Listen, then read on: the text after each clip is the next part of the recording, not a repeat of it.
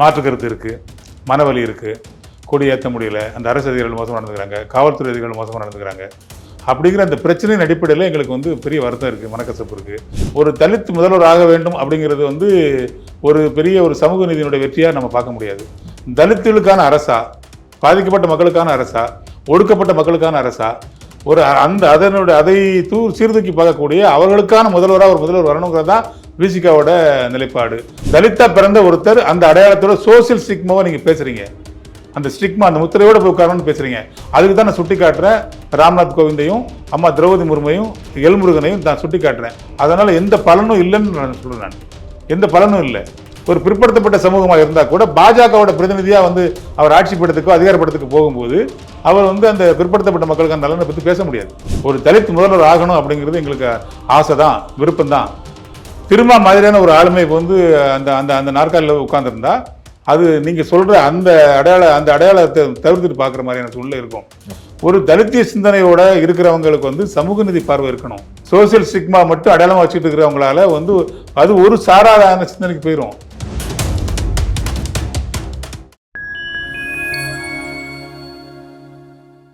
Fine time voice நேயர்களுக்கு வணக்கம். நான் உங்கள் செங்குவன். நம்ம சிறப்பு நிகழ்ச்சியில் நம்மோடு இணைந்திருக்கிறார் விடுதலை சிறுத்தைகள் கட்சியின் மேலிட பொறுப்பாளர் மதிப்பிற்குரிய திரு செல்லத்துரை அவர்கள். வணக்கம். வணக்கம். சமீபத்தில் வட சென்னையில் நடந்த ஒரு பொதுக்கூட்டத்தில் திருமா அவர்கள் பேசும்போது ஒரு விஷயத்தை குறிப்பிட்டு பேசியிருக்கிறாரு. திமுக கூட்டணியில் இருந்தாலும் ஒரு மனக்கசப்பு இருக்கத்தான் செய்கிறது. பெரியாருடைய கொள்கைகளை காப்பதற்காக, அவருடைய சித்தாந்தங்களை காப்பதற்காக பல வழிகளையும் ஏமாற்றங்களையும் தாங்கி கொண்டுதான் இந்த கூட்டணியில் தொடர்கிறோம் அப்படிங்கிறதான் சொல்லியிருக்கிறார். திமுக கூட்டணியில் அங்கம் வைத்துட்டு என்னதான் உங்களுக்கு பிரச்சனை, ஏன் இவ்வளவு பெரிய மனவலி? இல்லை, அது தொடர்ந்து ஊடகங்கள் எழுப்புற கேள்வி என்னன்னா, அந்த கூட்டணியில் வந்து கூட்டணி தொடர்பான கேள்விகளுக்கு வந்து கொடி ஏற்ற முடியல, இல்லை தலித்துகளுக்கு எதிரான ஒரு பிரச்சனை, இந்த மாதிரி பிரச்சனைகளில் அவங்க உடனடியாக கூட்டணியை முடிச்சு போட்டு கேள்வி எழுப்பும்போது அது இயல்பாக சொல்கிற பதில் தான் அதுக்கு அந்த விளக்கமே தவிர, எங்களுக்கு ஒரு பிரச்சனையின் அடிப்படையில் நிறைய மாற்று கருத்து இருக்குது, மனவலி இருக்குது, கொடி ஏற்ற முடியல, அந்த அரசு அதிகாரிகள் மோசமாக நடந்துக்கிறாங்க, காவல்துறை அதிகாரிகள் மோசமாக நடந்துக்கிறாங்க. அப்படிங்கிற அந்த பிரச்சனையின் அடிப்படையில் எங்களுக்கு வந்து பெரிய வருத்தம் இருக்குது, மனக்கசப்பு இருக்குது. அரசு அதிகாரிகளே வந்து இப்படி செயல்படுறாங்களே, நம்ம உருவாக்குன அரசினுடைய அதிகாரிகள் இப்படி செயல்படுறாங்கிற இது வருத்தம் இருக்குது. அந்த வருத்தத்தோடு தான் நாங்கள் வந்து பயணம் பண்ண வேண்டிய தேவை இருக்குது. ஆனால் கூட்டணிங்கிறது இந்த சின்ன சின்ன விஷயங்களை மையப்படுத்தி நம்ம உடனடியாக தேர்தல் கூட்டணியை வந்து நம்ம கொண்டு போக முடியாதுங்கிற அந்த வழியை தான் சொல்கிறாரு தவிர, மற்றபடி நீங்கள் ஒரு கட்சியோட திமுகவோட ஒரு பெரிய கூட்டணியை உருவாக்கும் போது அது நிறைய விஷயங்களை சீர்தூக்கி பார்த்து அதன் அடிப்படையில் தான் ஒரு அரசியல் கட்சியினுடைய தலைவராக அவர் அந்த முடிவு எடுத்துருக்கிறாரு. பட் இஷ்யூ பேசிஸில் நீங்கள் பேசும்போது ஆமாம் எங்களுக்கு அந்த வலி இருக்குது, வருத்தம் இருக்குது, எங்கள் மக்கள் பாதிக்கப்படுறாங்க, எங்கள் கட்சிக்காரங்க பாதிக்கப்படுறாங்க, எங்களுடைய பெரியார் சித்தாந்தம் வந்து அது தாக்கி பிடிக்கிறதுக்காக, சமூக நீதி கொள்கை கோட்பாட்டை தாங்கி பிடிக்கிறதுக்காக நாங்கள் ஒரு சில விஷயங்களை பொறுத்துக்கிட்டு தான் போக வேண்டியிருக்குங்கிறத அந்த யதார்த்தங்கள் அடிப்படையில், நிகழ்ச்சியின் அடிப்படையில், அந்த பிரச்சனையின் அடிப்படையில் அவர் சொல்கிறாரு தவிர, இதை கூட்டணியோடு முடிச்சு போட்டு அதனால் எதுவும் நடந்துருமா, திரும்ப வந்து கூட்டணிக்கு எதிரான மனநிலை இருக்கிறாரா அப்படின்னு பார்க்குறது வந்து ஒரு புரியாத ஒரு இது. அது நீங்கள் அப்படி பார்க்க வேண்டியதில்லை. ஆனால் பல முறை வந்து தமிழ்நாடு அரசு மீது கடும் அதிருப்தியை வந்து தெரிவிக்கிறீங்க. என்னங்க ஒரு கொடியேற்ற முடியல, எங்களுடைய ஒரு பேனரை வந்து ஒரு இடத்துல நட முடியல, இவ்வளோ பிரச்சனைகள் இருக்குது, ஒரு தலித் கொடுமைகள் வந்து நாளுக்கு நாள் அதிர்ச்சிட்டு தான் வருது. ஸோ இதெல்லாமே பொறுத்துட்டு எப்படி நாங்கள் இருப்போம் அப்படின்னு சொல்லிட்டு உங்கள் கட்சியில் சங்க தமிழர்லேருந்து பலரும் வந்து கடும் விமர்சனங்கள் வந்து முன்வைக்கிறாங்களே. இல்லைங்க, இப்போ நாங்கள் ஒரு கூட்டணி உருவாக்கியிருக்கிறோம், அந்த கூட்டணி ஜெயிச்சிருக்குது, அந்த ஆளுங்கட்சி கூட்டணியில் நம்ம இருக்கிறோம். நம்மளோட எம்எல்ஏக்கள் 4 பேர் அங்கே சட்டமன்றத்துக்கு போயிட்டு இருக்கிறாங்க, அங்கே பேசிகிட்டு இருக்கிறோம். இந்த சூழ்நிலையில் நம்முடைய கோரிக்கைகளை, நம்முடைய வழிகளை, நம்முடைய பிரச்சனைகளை தீர்த்துக்க முடியலைன்னா அவங்கள்ட்ட இருந்து வெளியில் வந்து அது மாற்று வந்து நம்ம என்ன அதை சாதிக்க முடியும்? அவங்கள்ட்ட தான் நம்ம போராட முடியும், அவங்கள்ட்ட தான் நம்ம சண்டை போட முடியும். ஆக வலியோடு கூடிய போராட்டத்தை முன்னெடுத்துக்கிட்டு அதையும் சுட்டி காட்டி அதில் ஒரு சின்ன சின்ன விஷயங்களா ஒவ்வொரு படிக்கெல்லாம் மேலே ஏறி சாதனை பண்ணிக்கிட்டு சாதிச்சுக்கிட்டு தான் இருக்கிறோம். பாதிக்கப்பட்ட மக்களுடைய சார்பாக நின்று ஒன்றுனே ஜெயிச்சுக்கிட்டு தான் இருக்கிறோம். கொடியேற்ற முடியாத இடத்துல கொடி ஏற்றிட்டு தான் இருக்கிறோம். பேர் பலகை வைக்க முடியாத இடத்துல பேர் பலகை வச்சுக்கிட்டு தான் இருக்கிறோம். தலித்துகளுக்கு எதிரான ஒரு அன்குடும்பம் நடக்கிற இடங்களில் போராடி அதுக்கு எதிரான தீர்ப்புகளை வாங்கிட்டு தான் இருக்கிறோம். ஒரு அரசுங்கிறது சட்டம் ஒழுங்கு தொடர்பான விஷயமா இருக்குது, அதில் காவல்துறை சம்மந்தப்பட்டிருக்கு, அரசு இயந்திரங்கள் சம்மந்தப்பட்டிருக்கு, அரசு அதிகாரிகள் சம்மந்தப்பட்டிருக்கிறாங்க, ரெவன்யூ டிபார்ட்மெண்ட் சம்மந்தப்பட்டிருக்கு, பள்ளிக்கல்வித்துறை சம்மந்தப்பட்டிருக்கு.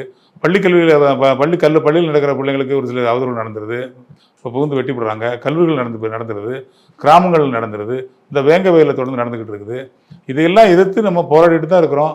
ஒரு அரசு அல்லது ஒரு ஜனநாயக அடிப்படையில் ஒரு சட்டத்துக்கு உட்பட்டு ஒரு போராட்டத்தை அதன் அடிப்படையில் நம்ம முன்னெடுக்க முடியுமே தவிர, நீங்கள் நினைக்கிற மாதிரி எடுத்தேன் கவுத்தேன்னு ஒரு சொல்லி அதுலேருந்து வெளியே வந்துடலாமா, இதெல்லாம் மனநிலை வந்துடலாமா அப்படின்னு பேசுறதுனால என்ன பலன் கிடைச்சுன்னு நீங்கள் எதிர்பார்க்குறீங்க?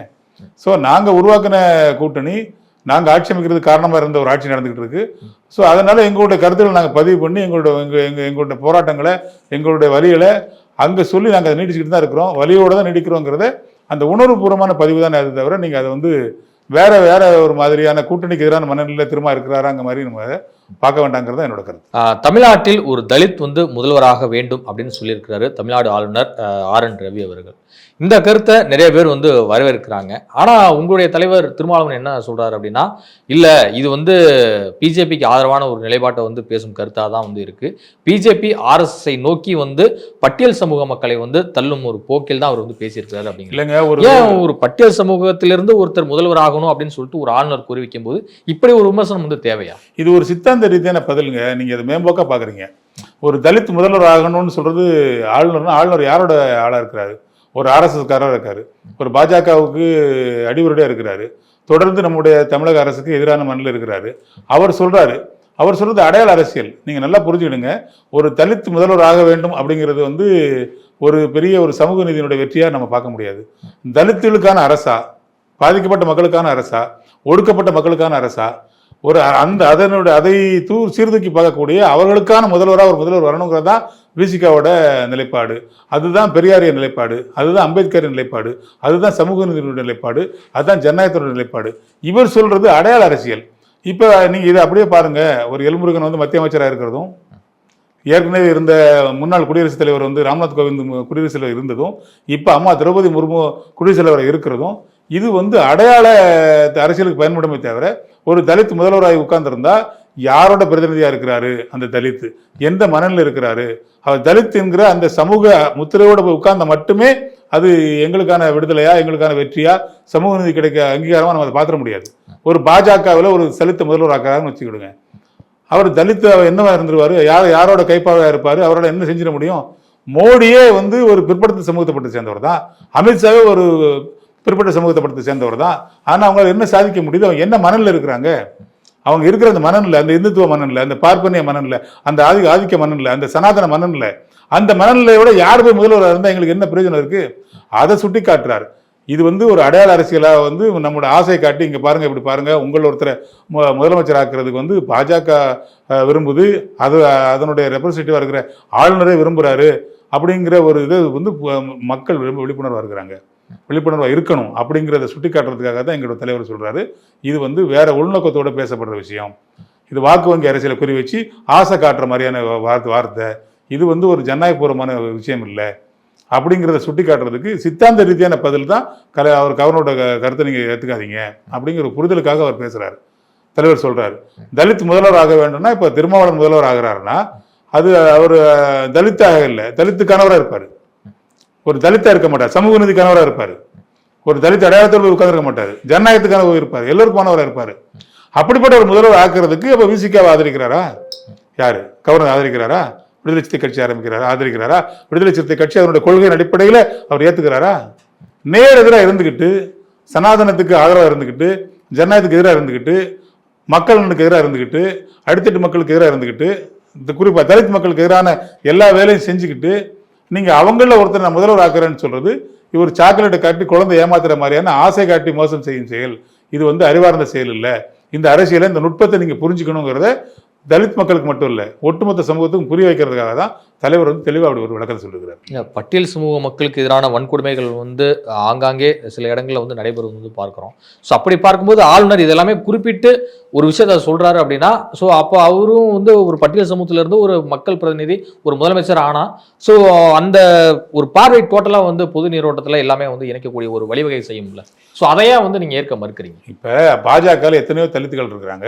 இப்போ உத்தரப்பிரதேசம் ஒரு பெரிய மாநிலம், இந்தியாவிலே பெரிய மாநிலம். அங்க பட்டியல் சமூகத்தை சேர்ந்தவர்கள்லாம் முதலமைச்சர் ஆக முடியுது, கர்நாடகாவில் கூட வர முடியுது. ஏன் தமிழ்நாட்டில் திராவிட மாடல் பேசினாலும் கூட இங்க ஆக முடியல அப்படிங்கிறதான் கேள்வி.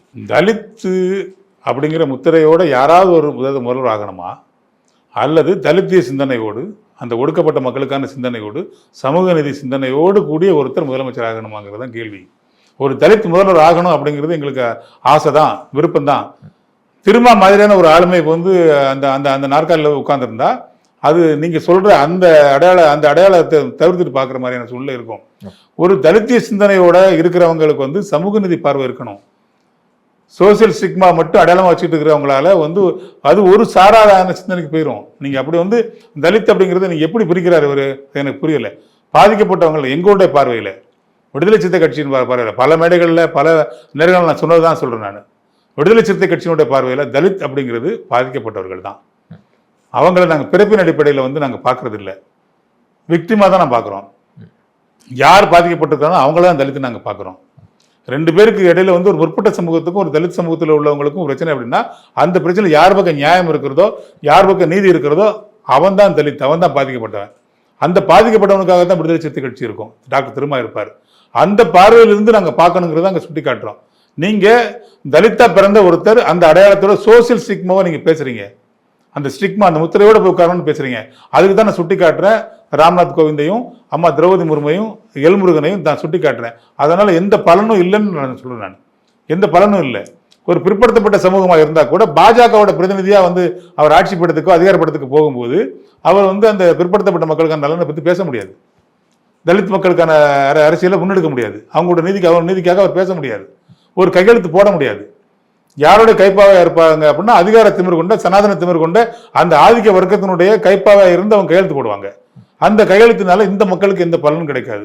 திரும்ப திரும்ப சொல்றோம், அடையாள அரசியல்னால சமூக நீதி கிடைக்காது. அதான் அந்த அந்த புரிதல் இருந்து நாங்கள் சொல்றோம்.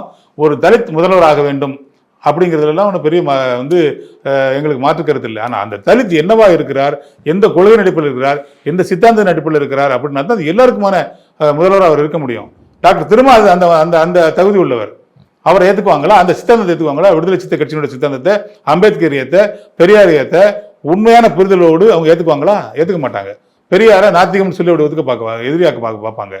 அம்பேத்கரை வந்து தலைவர்னு சொல்லுவாங்க, ஆனால் வந்து அவரோட படத்துக்கு எல்லாம் இது பண்ணுவாங்க, அவர் கொள்கையை ஏற்றுக்க மாட்டாங்க. அவருடைய அடிநாதமாக இருக்கிற இந்தியாவோட அடிநாதமாக இருக்கிற நூலாக இருக்கிற வழிநடத்துகிற அரசியலமைப்பு சட்டத்தையே மாற்ற ட்ரை பண்ணுவாங்க. இவங்க பேசுறது ஒன்று செய்யறது ஒன்றா இருக்கும். இவங்க பேசுறது வந்து கவர்ச்சிகரமாக இருக்கும், ஆசை காட்டுற மாதிரி இருக்கும். ஆனால் அவங்களுடைய செயல் வந்து அந்த பாதிக்கப்பட்ட மக்களுக்கு, ஒளிமில்லை மக்களுக்கு, ஒடுக்கப்பட்ட மக்களுக்கு எதிராக இருக்குங்கிறத சுட்டி காட்டுறது தான் எங்களுடைய கோட்பாடு. நீங்கள் அந்த தலித் அப்படின்ற ஒரு ஆசை வார்த்தை காட்டி எங்களை வந்து நீங்கள் வாக்கு வங்கி அரசியலுக்கு எங்களை ஏமாற்ற முடியாது, எங்கள் மக்களை ஏமாற்ற முடியாது அப்படிங்கிறத தான் தலைவர் வந்து சுட்டி காட்டுறாரு. இதுவரை உங்கள் பல்வேறு கருத்துக்கள் கண்டு சார்.